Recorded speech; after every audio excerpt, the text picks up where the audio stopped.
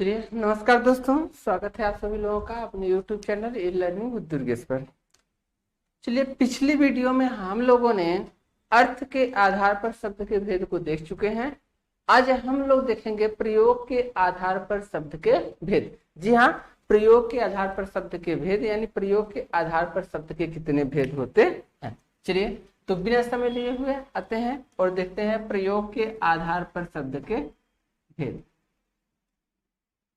प्रयोग के आधार पर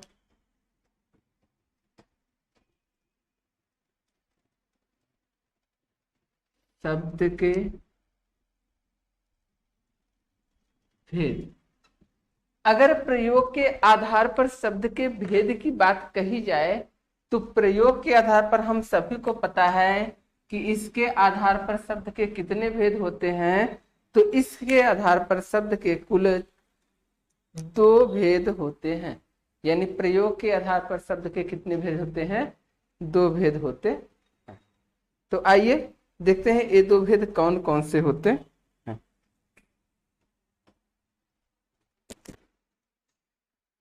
चलिए, पहला होता है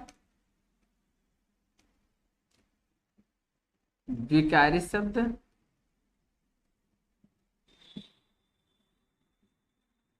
और दूसरा होता है अविकारी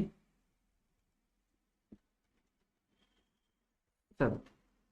चलिए, विकारी शब्द यानी ऐसे शब्द जिनमें क्या होता है, कोई ना कोई विकार उत्पन्न होता है, कोई ना कोई परिवर्तन होता है, उसे क्या कहते हैं? विकारी शब्द कहते हैं। और जिसमें कोई ना कोई परिवर्तन, एकदम परिवर्तन नहीं होता है, उसे क्या कहते हैं? अविकारी शब्द कहते हैं। अविकारी शब्द को एक और नाम दे दिया जाता है अव्यय। यानी अविकारी शब्द को एक और नाम दे दिया गया अव्यय। यानी अव्यय क्या होते हैं कि ऐसे शब्द जिनका कारक विभक्ति लिंग वचन इत्यादि के आधार पर परिवर्तन नहीं होता है, उसे हम क्या कहते हैं? अव्यय कहते हैं।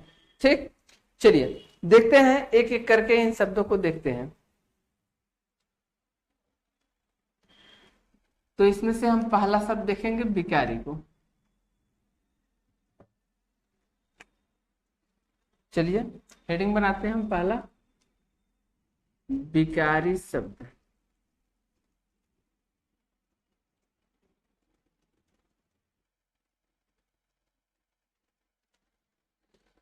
विकारी शब्द तो कहता क्या है कि ऐसे शब्द,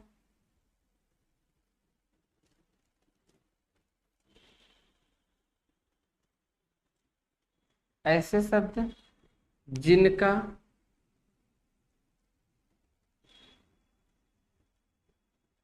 कारक विभक्ति, कारक विभक्ति लिंग वचन एवं पुरुष आदि के आधार पर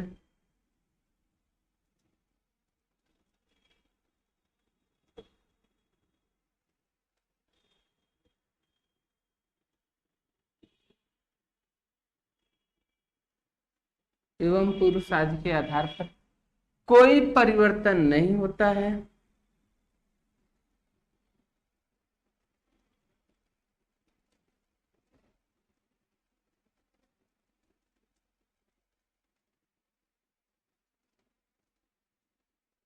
कोई परिवर्तन नहीं होता है, उसे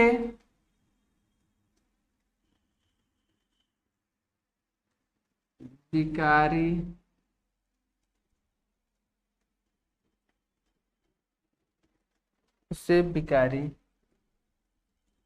शब्द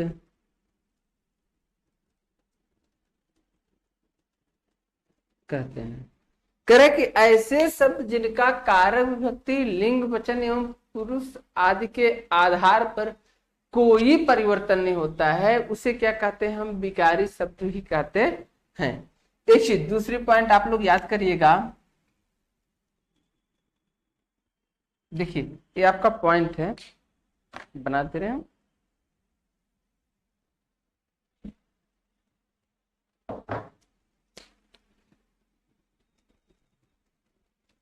याद करिएगा, विकारी शब्द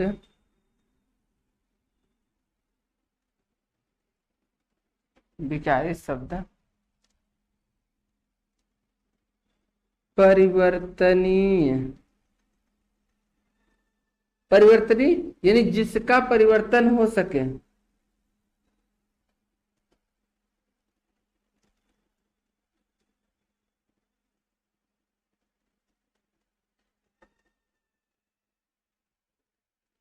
जिसका परिवर्तन हो सके, परिवर्तनीय शब्द होते हैं।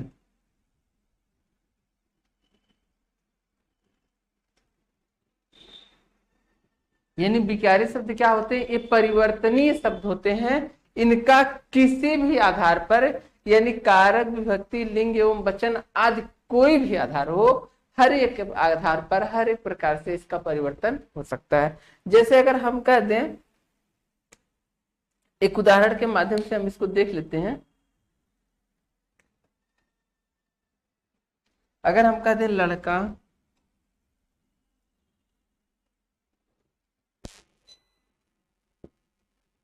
बाजार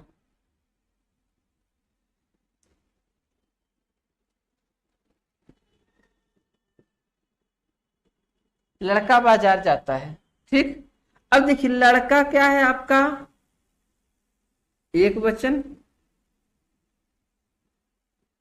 ठीक, एक वचन है लड़का, ठीक। अब लड़का बाजार जाने की क्रिया कर रहा है, तो यहां पर जो जाना है यह भी क्या है? एक वचन, ठीक, एक वचन यह भी है। यानी लड़के के अनुसार यह प्रयोग हो रहा है। अगर इसी को हम कह दें कि लड़के, अब देखिए बाजार जाता है, नहीं, यह परिवर्तन हो जाएगा। किसके आधार पर? वचन के आधार पर यह भी परिवर्तन हो जाएगा। यानी अगर हम यहाँ कह दें लड़का बाजार जाता है, तो गलत है, लड़के बाजार जाते हैं। अगर हम जाते हैं को वैसे ही रहने दें और यहाँ लिख दें लड़का बाजार जाते हैं, तब भी गलत हो जाएगा, क्योंकि क्रिया आपकी बहुवचन, तो ये भी बहुवचन होना चाहिए, नहीं तो क्रिया एक वचन होनी चाहिए। अब देखिए ये चीज हो गया। फिर कहता है लिंग के आधार पर भी परिवर्तन होता है। जैसे अगर हम कह दें लड़का बाजार जाती हैं, तब गलत हो जाएगा। लड़के बाजार जाते हैं, गलत हो गया, क्योंकि आपकी क्रिया क्या है? स्त्रीलिंग हो गई और यह तो पुल्लिंग है, तो लिंग के आधार पर भी इनका परिवर्तन होना चाहिए। तो क्या हो जाएगा? लड़कियां बाजार जाती हैं, लड़कियां बाजार, तो ये चीज होना चाहिए। यानी कारक के आधार पर भी परिवर्तन होगा, लिंग के आधार पर परिवर्तन होगा, वचन के आधार पर परिवर्तन होगा। ऐसे शब्द जिनका परिवर्तन होता है उन्हें हम क्या कहते हैं? तो उन्हें हम विकारी शब्द कहते हैं। चलिए इतना सभी लोगों के समझ में आ गया होगा। चलिए आगे चलते हैं। दूसरी चीज याद करिएगा, विकारी शब्द के प्रकार कितने होते हैं ये भी जानते रहिए आप लोग। यानी जो विकारी शब्द होता है इसके 4 प्रकार होते हैं। विकारी शब्द के 4 प्रकार होते हैं, या प्रकार को आप भेद भी कह सकते हैं। 4 भेद होते हैं या 4 प्रकार होते हैं, ठीक। अब 4 प्रकार कौन कौन से होते हैं? जैसे आपका हो गया संज्ञा, ये भी क्या है? विकारी शब्द। संज्ञा का परिवर्तन होता है, चाहे कारक के आधार पर हो, चाहे विभक्ति के आधार पर, चाहे लिंग या वचन किसी भी आधार पर हो, लेकिन कारक का संज्ञा का परिवर्तन होगा। दूसरा आपका हो जाएगा सर्वनाम, यानी सर्वनामों का भी परिवर्तन होता है। जो संज्ञा के स्थान पर प्रयोग किए जाते हैं उसे सर्वनाम कहते हैं, इसका भी परिवर्तन होता है। तीसरा आपका हो जाएगा क्रिया, यानी क्रिया का भी परिवर्तन होता है। अभी हमने देखा जाता है को जाती है, जाते हैं, क्या क्या हो गया ना, तो इसका भी परिवर्तन होता है। चौथा आपको मिलता है विशेषण, चौथा आपको मिलता है विशेषण। तो विशेषण का भी परिवर्तन क्या होता है? यानी जिन शब्दों का परिवर्तन होता है उसे हम क्या कहते हैं, विकारी शब्द कहते हैं। इतना आई होप आप लोगों को समझ में आ गया होगा, सभी लोग समझ गए होंगे। आगे हम चलते हैं अविकारी शब्द की तरफ। ठीक,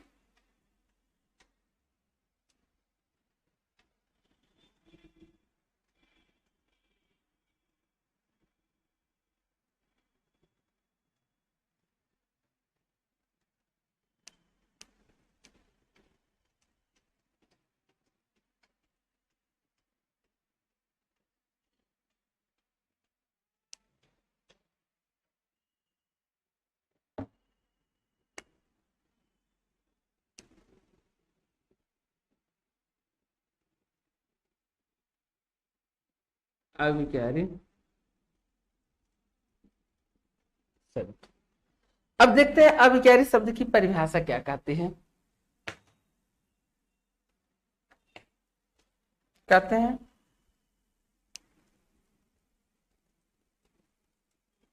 ऐसे शब्द जिनका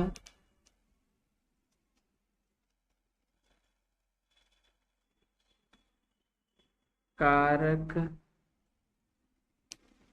विभक्ति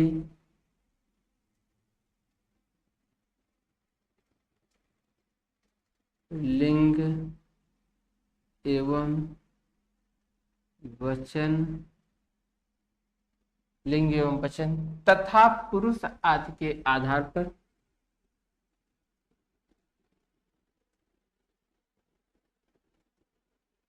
तथा पुरुष आदि के आधार पर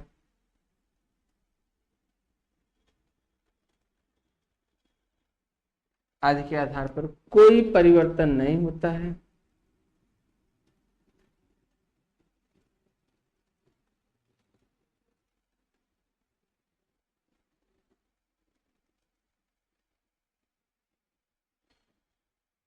कोई परिवर्तन नहीं होता है, उसे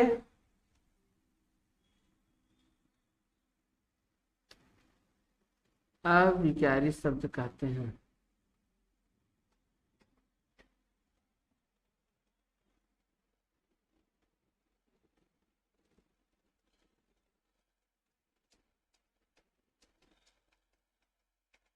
यानी कह रहा है कि ऐसे शब्द जिनका कारक विभक्ति लिंग वचन एवं पुरुष आदि के आधार पर कोई परिवर्तन नहीं होता है उसे हम क्या कहते हैं, अविकारी शब्द कहते हैं।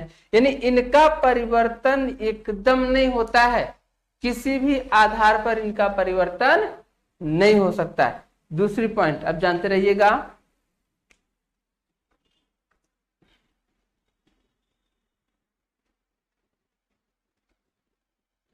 अविकारी शब्द को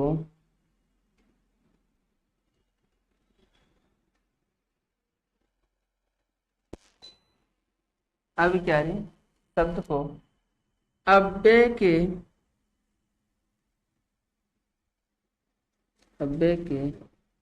नाम से भी जाना जाता है। अव्यय, ठीक, अव्यय का अर्थ क्या होता है,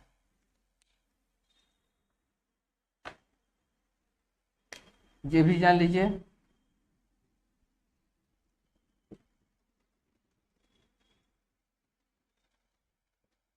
अव्यय का अर्थ ना, अव्यय का अर्थ होता है जिसे खर्च न किया जा सके। ठीक हो गया। और यहां खर्च का अर्थ क्या है, परिवर्तन, यानी जिसे परिवर्तित न किया जा सके उसे हम क्या कहते हैं, अविकारी या अव्यय शब्द कहते हैं। चलिए एक उदाहरण के माध्यम से हम इसको देख लेते हैं। जैसे कहा जाए राधा मंद मंद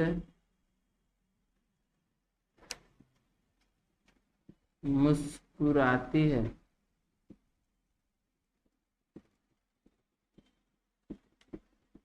अब देखिए राधा मंद मंद मुस्कुराती है। ठीक, अब देखिए मंद मंद एक प्रकार की क्रिया है ना। अब तक हम देखे थे कि ऐसी क्रियाएं थी जो परिवर्तित हो सकती थी, लेकिन यहाँ ये क्या कर रही है, क्रिया की विशेषता बता रही है, तो यह परिवर्तित नहीं होगा। अगर हम राधा के आस्थान पर हम कह दें मोहन, देखिए लिंग परिवर्तित कर दिए, राधा के स्थान पर मैं मोहन कर दिया। अब इसके मोहन के अनुसार मुस्कुराती है को हम मुस्कुराता है लिख देंगे।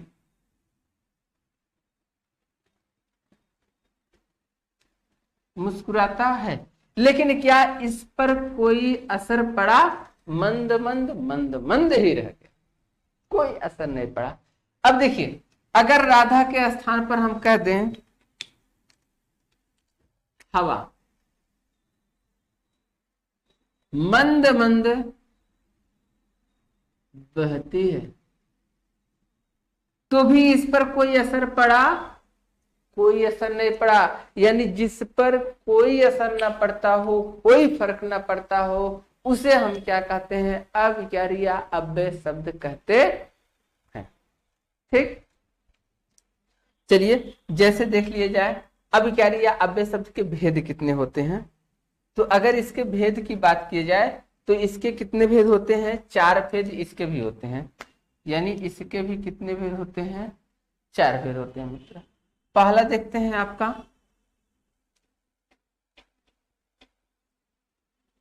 पहला होता है क्रिया विशेषण।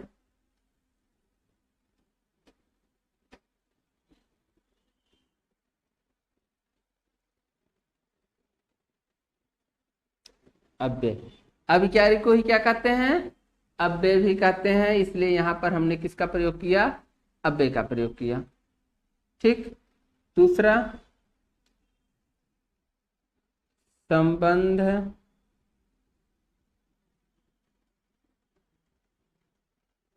बोधक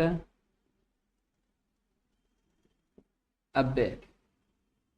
तीसरा आपका हो जाएगा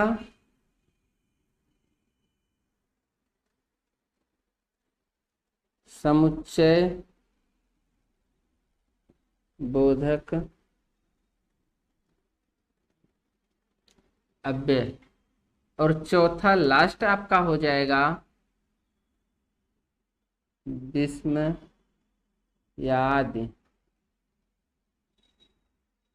बोधक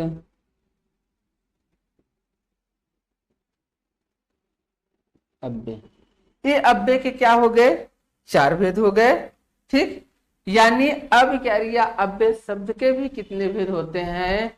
तो इसके 4 भेद होते हैं। चलिए, आई होप आप सभी लोगों को इतना समझ में आया होगा। चलिए आज इतना ही। अगले वीडियो में हम लोग संज्ञा को लेकर चलते हैं, यानी विकारी शब्द के भेदों को लेकर चलते हैं और एक एक चीज को खत्म करते हुए चलते हैं।